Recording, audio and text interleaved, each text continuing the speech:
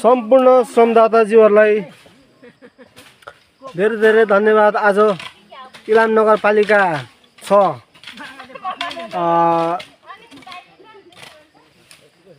यो के भन्छ यसलाई त के भन्छ यो कारागार टोल स्थितदेखि यो प्रज्ञा सदन जाने बाटोको यसरी श्रमदान भइरहेको छ।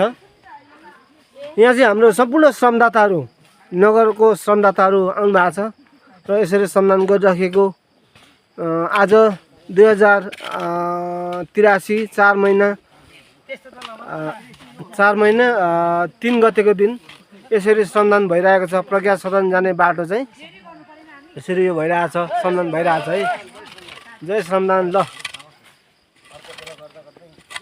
सम्पूर्ण हाम्रो इलामवासी, इलाम जिल्लावासी सम्पूर्ण जनताहरूलाई चाहिँ आह्वान गर्छौँ कि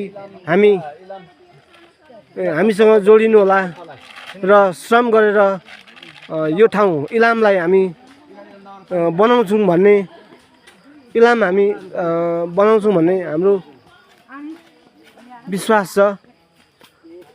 विश्वासका साथ हामी यसरी नै श्रमदान गरिरहेका छौँ। यसरी गरिरहेका छौँ। हेर्नुहोस्